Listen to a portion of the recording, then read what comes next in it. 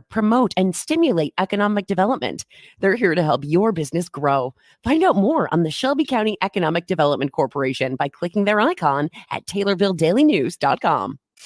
Your information station, WTIM. Welcome in to WTIM, your information station. My name is Tim Zalavac, your host of the WTIM Morning Show. Thanks so much to the sponsors that make it possible, People's Bank and Trust, where they put people first, and Landmark of Taylorville, where you always do better at Landmark. In the studio now is Ed Shimon, warning coordination meteorologist with the National Weather Service. Really good to have you here, Ed. Yeah, thanks for having me on. Appreciate it. Absolutely. And this is going to be a fun one. We've read a lot of the stories that you've been involved with concerning weather across central Illinois. So it's fun to talk to you today. And especially because last week was Severe Weather Preparedness Week in Illinois. That's a big week for National Weather Service there, I'm sure. Absolutely. Yeah. Severe weather is not only in the spring. We focus on it in the spring, but we wanted to get the word out, get people thinking about it, preparing for it, and just make sure you're ready when the time comes that storms are impacting your area. Sure. There are those tried and true ways to stay safe out there, but I'm sure changes happen, and I'm sure you got to let the community know about that.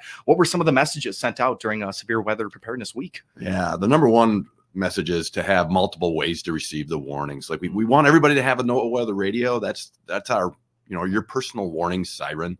But obviously, the cell phone is another key tool for people.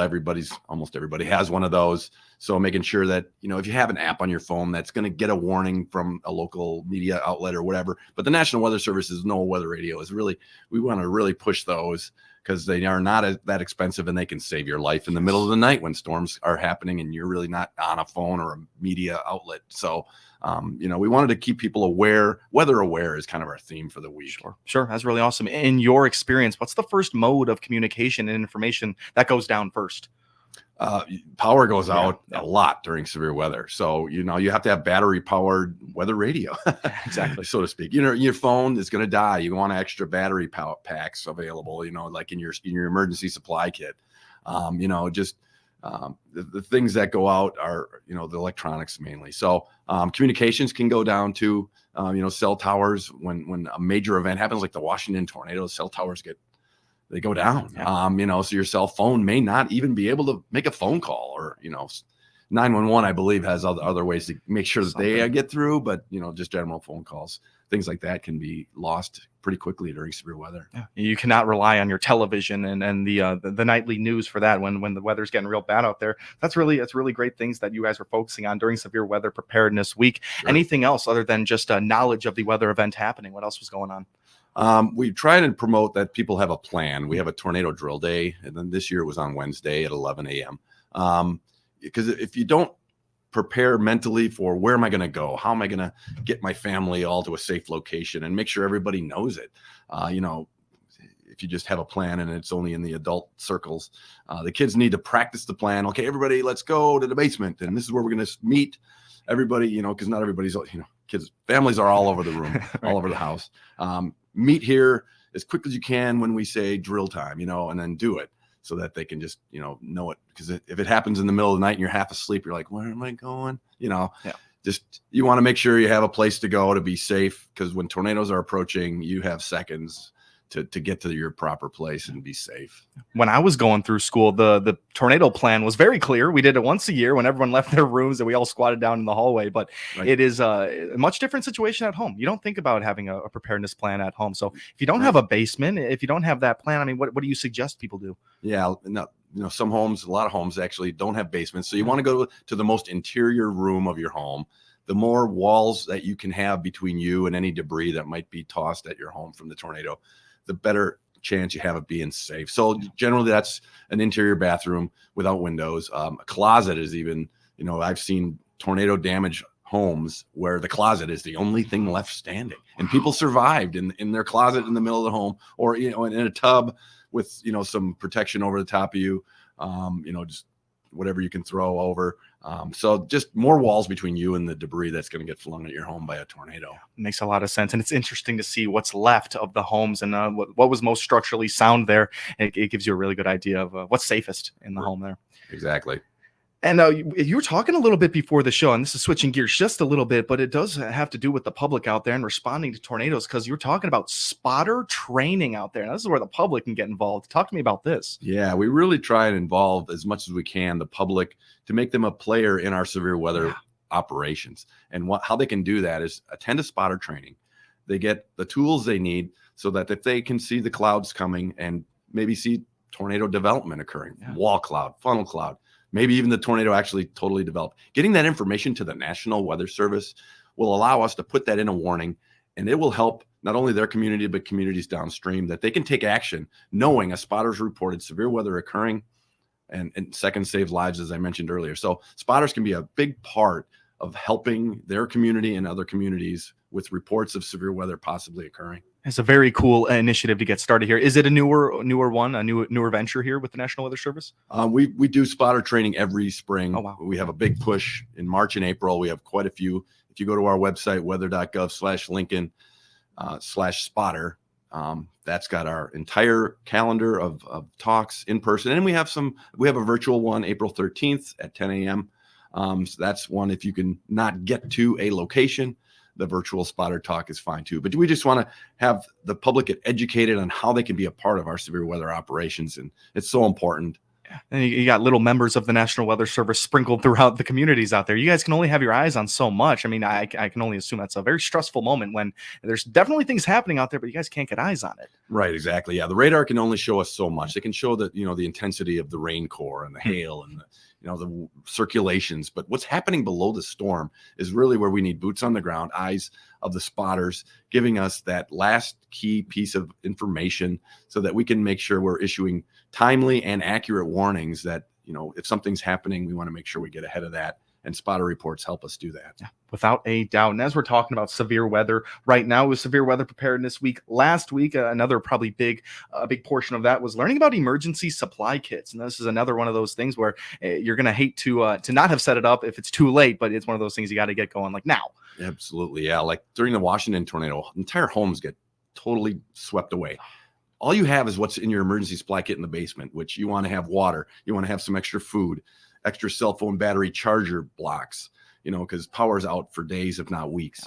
And you want to have that battery powered weather radio, so you can get information, about the storm as it's still occurring, flashlight, batteries, first aid kits. If you're going to get some injuries, when the home gets destroyed, things can fall into the basement. So a helmet.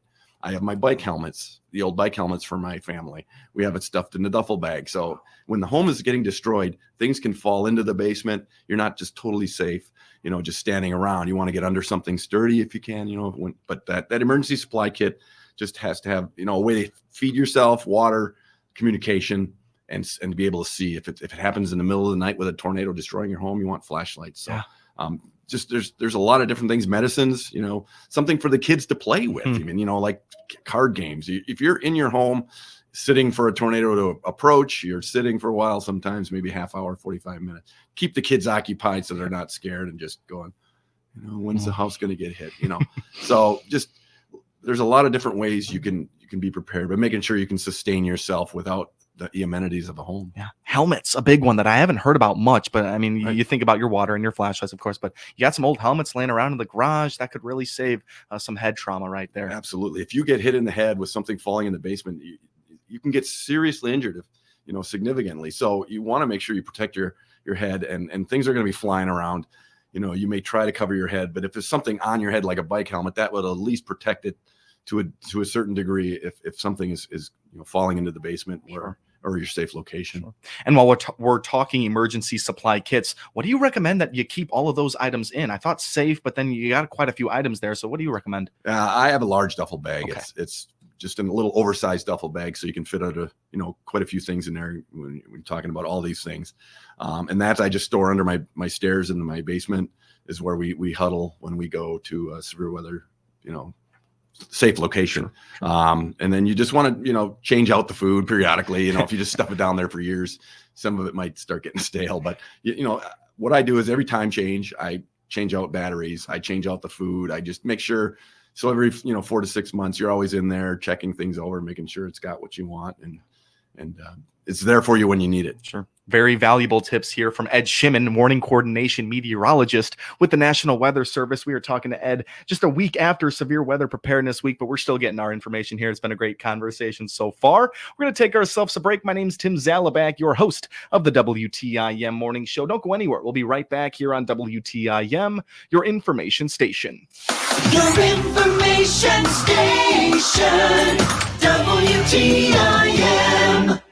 Let's check the markets on the RFD Radio Network. I'm DeLoss Yonke. We had a lower start to the day. Corn, just like yesterday's, worked its way back to unchanged. May steady, 441 3/4. July unchanged, 453 3/4. December unchanged, 472 3/4. May soybeans, though, are down 8.5, 1187.5. July down 7.25, $12, 1.25. November beans down 8.5, 1178 3/4. Wheat, Chicago May down 2, 545.5. KC down 6 3/4, 590.5. Livestock were mixed. April lean hogs down 117, 84.17. April live cattle up 87, 189.12. April feeders up a dime, 254.22. This is the RFD Radio Network. Join me, Kirby Kasner, every Monday morning from 8:40 till 10 a.m. on the new WTIM Morning Show, live from the lobby of People's Bank and Trust in Pana. Tune in on all of WTIM's platforms for the new WTIM Morning Show from Pana, Mondays from 8:40 till 10 a.m. Brought to you by our title sponsor, People's Bank and Trust, where they put people first, along with Pizza Man, Noren's Hardware, your Pana Save-A-Lot, Whiskey Bill Saloon and Liquor Emporium, the City of Pana, and Locked and Loaded Limited. Chip Flory here, inviting you to join the conversation as we tackle the current issues of agriculture every weekday morning at 10:06 on the Talk of Central Illinois, News Talk WTIM. I host AgriTalk, the nation's longest-running interview show dedicated to discussing agriculture issues with the newsmakers and include you in the conversation via our toll-free number. We're here weekdays mornings at 10:06. We are AgriTalk. Here's another lifestyle medicine message from Dr. Pavi Gill at Springfield Clinic, Taylorville. Our dedicated nurse practitioners, Kate Servey, Brenda Heeman, and physician's assistant, Megan Steele, offer a personal touch to your healthcare experience as part of our lifestyle medicine practice. They provide compassionate care to our patients every day. Book your lifestyle medicine appointment with Dr. Gill by calling Springfield Clinic, Taylorville, and improve your quality of life. Taylorville Estates Assisted Living encourages independence and enriches lives. Have your own apartment and enjoy 3 home-cooked meals a day. Schedule a tour and get on their waiting list by clicking their icon at TaylorvilleDailyNews.com. Hi, this is Will Perkins with Taylorville Community Credit Union. Find out about all the products and services we provide by clicking our icon at TaylorvilleDailyNews.com. Your information station, WTIM. Welcome back to WTIM, your information station. My name is Tim Zalabak, your host of the WTIM Morning Show. Thanks so much to the sponsors that make the morning show possible, People's Bank and Trust, where they put people first, and Landmark of Taylorville, where you always do better. At Landmark, we're speaking with Ed Shimon, a warning coordination meteorologist with the National Weather Service. We've learned all about Severe Weather Preparedness Week, some of the tips like preparing that emergency supply kit and having a plan for when that severe weather strikes. You can never be too safe and take too many precautions throughout all of this. So Ed, thank you one more time for coming in with us today. Yeah, no problem. Appreciate you having me. Really, absolutely. No, it's been really wonderful so far. So let's talk a little bit about cell phones and those alerts that are going to come through your cell phone when severe weather strikes, because sometimes I wonder, do I need to have the right app to get the notification, or am I going to get a notification no matter what? You're right. Yeah, the emergency alert triggers for phones is called Wireless Emergency Alert. Okay. The program, WEA. And the things that are automatically set are all tornado warnings. Okay. Every tornado warning, if you are in the polygon that we issue that tornado warning for, the cell towers, and they're getting better at coverage of which towers are triggered. But if you're in that box or very, very close to it, your phone's going to alert that a tornado warning is in effect for your location. Severe thunderstorm warnings that have significant hail or significant wind. So only the high end severe thunderstorm warnings where we would put a destructive tag on the warning. So it's the highest level of severe thunderstorm warning, and that is for baseball size hail, 2.75 inches, and then 80-mile-an-hour winds or greater. So those really significant, structural damage can occur, thunderstorm warnings. Those will trigger your phone. Not every single severe thunderstorm warning, just those real intense warnings. And then flash flooding for a considerable or catastrophic tag on flash flood warnings. Not every flash flood warning will trigger, just those ones where we expect, higher threat of loss of life. And we'll have that. Those 2 tags will alert your phone as well. So those 3 products will let you know that you're in hazard, you're in harm's way. Yeah, really important to note those. And of course, you can just take a look at your cell phone. And a lot of people, you mentioned that your brains turn off when a tornado touches the ground, and things probably go into a frenzy. But having a set mode of communication there is important. Absolutely, yeah. So those wireless emergency alerts have saved lives. Yeah. We've gotten feedback after events that I didn't know it was occurring until my phone went off, and then wow, that I knew this is the real deal. I got to head to my safe location, and it just saved lives across the board when there's really significant tornadoes. Last year we had the Robinson tornado down in Crawford County and went across the river into Indiana. It ended up taking 6 people's lives, 3 in Illinois and 3 in Indiana, but it saved many more. The tornado emergency that we issued just before it got to Robinson just said everybody's like, wow, tornado emergency, what? That's really bad, right? And within 2 minutes, several homes were destroyed where people said that they were there and then they left when they got the tornado emergency, saving their life because their home was completely destroyed. Wow. Unbelievable. And you mentioned the Washington tornado just a little bit ago. Again, another area there where the communication modes saved a lot of people's lives. Now, when we're talking about these places people can go for all their hazardous weather information, that's a saturated market right there. There's a lot of apps out there, a lot of websites that can help you out. I got National Weather Service pulled up on my computer right now. What do you recommend? Yeah, on our website, weather.gov/safety is the all-encompassing every topic, not just severe weather in the summer, but it's got cold and rip currents for if you're near lake. It's got about 17 different topics: tornadoes, thunderstorms, winter weather. Everything is on weather.gov/safety. And from there you can worm your way down, and ready.gov is a real big website that's as a family, it's got all the tips for your emergency supply kit, making a plan for your family, and helping, with the kid level. Kids can be terrified of storms, and we want to give them information so that they're empowered. Don't make them want to be fearful of every time a storm is coming that, oh, my house might get destroyed. You want to make it, inform that knowledge is power. Right? You don't have to be afraid of a storm. You know what you're going to do if a storm approaches, and you're going to stay safe. You don't have to be worried that you're going to get harmed. You have knowledge, and that's power. Yeah, your preparedness plans will give you a lot more confidence, just knowing that the severe weather can happen at any moment, but I'm prepared for it. All really good tips right there. And Ed, we were talking a little bit during the break there about some people that like to record tornadoes touching the ground. And of course, it can be valuable information. And when I think of spotter training, and I'm thinking about as that starts to roll out a little bit, I wonder about what kind of information you give them as what's too close to start taking cover, but you got to try to be your spotter as well. What are your thoughts there? Yeah, when you see a tornado approaching, the first consideration is, where's my safe zone and when am I going to go? And you don't want to be too close to a tornado. So within a mile, if a tornado's a mile away, that's close. You don't want to wait till it's like right on top of you, because tornadoes can move. The Washington tornado was at 60 miles an hour. It only takes 1 minute to go a mile. So, you don't know how fast it's moving most of the time. So if you see a tornado, report it to your, either the Weather Service or the Emergency Management Agency, and then take safe cover. You don't want to say, well, which way is it moving? Just get to your safe location as soon as you see a tornado, once you've reported it, because once that's occurred, seconds are all you have left sometimes. Absolutely. You cannot be too careful, and you're dealing with these storms. We're in our last minute. Ed, do you have a weather outlook for us for the rest of March? We've got some storms coming on Thursday afternoon. Actually, there's going to be a wave of storms early in the morning on Thursday with hail, like 3 in the morning, 4 in the morning. Some significant hail could form, even some damaging winds.